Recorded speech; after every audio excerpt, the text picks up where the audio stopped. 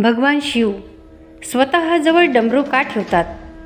ह्या डमरूचे काय महत्त्व आहे आणि डमरू मंत्र कोणता आहे आणि डमरू मंत्राच्या उच्चाराने मानवी जीवनाला काय फायदे होतात, आजच्या व्हिडिओमध्ये आपण सविस्तर जाणून घेऊया।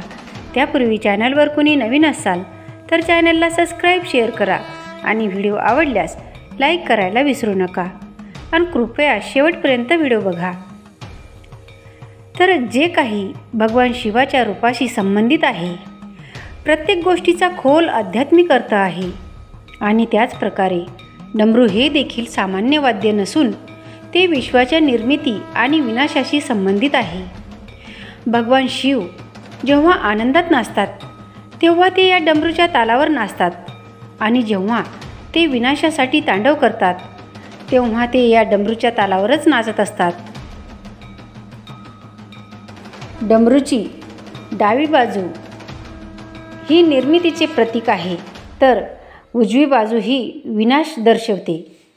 डमरू हे या विश्वातील सर्वात जुने आणि पहिले वाद्य मानले जाते, जे या जगात आवाज आणि लय आणण्यासाठी तयार केले गेले।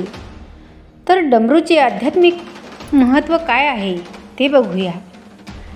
पौराणिक मान्यतेनुसार भगवान शिव डमरूसह प्रकट झाले।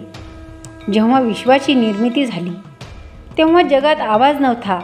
माता सरस्वतीच्या दर्शनाने ब्रह्मांडात ध्वनी संचार झाला, पण स्वर आणि लय नसताना हा आवाज संगीताशिवाय होता।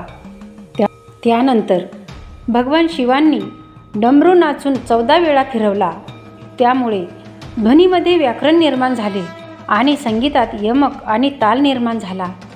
ढोलाच्या आवाजाने जगासमोर खेळकरपणा आला। असे मानले जाते की तेव्हा शिव डमरू वाजवत तांडव नृत्य करतात तेव्हा निसर्गात नवीन ऊर्जेचा संचार होतो। दुःख आणि वेदनामधून संसार सावरायला लागतो। भगवान शिव जेव्हा ध्यानात असतात तेव्हा हा डमरू त्यांच्या त्रिशूळाला बांधला जातो, पण जेव्हा ते प्रसन्न होतात तेव्हा ते स्वतः हा डमरू वाजवतात आणि नाचतात। असे मानले जाते की प्रदोष काळात भगवान शिव जगाला भावविभोर करण्यासाठी कैलास पर्वतावर डमरू वाजवताना आनंदात नाचतात। भगवान शिवाचा डमरू हे नाद साधनेचे प्रतीक मानले जाते। नाद म्हणजे ज्याला ओम म्हणतात। ओम शब्दाची उत्पत्ती भगवान शिवाच्या डमरूपासून झाली आहे, ज्याला विश्वाचा ध्वनी देखील मानले जाते। डमरूचा आवाज देखील वीर रसाची ध्वनी देखील मानली जाते। तर डमरू मंत्र काय आहे आणि आपल्या जीवनात डमरू मंत्राने काय फायदा होईल तर ते बघूया। शास्त्रानुसार या मंत्राची उत्पत्ती सप्त ऋषींनी आयुर्वेदिक पद्धतीने उपचार करताना केली आहे। भगवान शिवाने स्वतः या मंत्रातील प्रत्येक शब्दाचा आवाज आपल्या डमरूमधून अशा प्रकारे काढला होता की त्या शब्दाचे मंत्रात रूपांतर करता येईल। तर तो मंत्र अशा प्रकारे आहे: ऐऊन त्रिलोक एवोड ऐओच हैवरटलन नमड ननम भ्रजबन घडदश जब घडदश खप छटत छटतव कप शजसर हल। भगवान शिवाची आराधना केल्यानंतर डमरू मंत्राचा 11 वेळा जप केल्याने व्यक्तीचे आजार बरे होतात।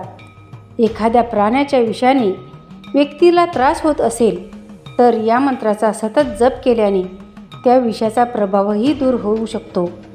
डमरू मंत्राचा जप केल्याने नकारात्मक ऊर्जा किंवा वाईट डोळ्यांचा प्रभाव देखील दूर होतो।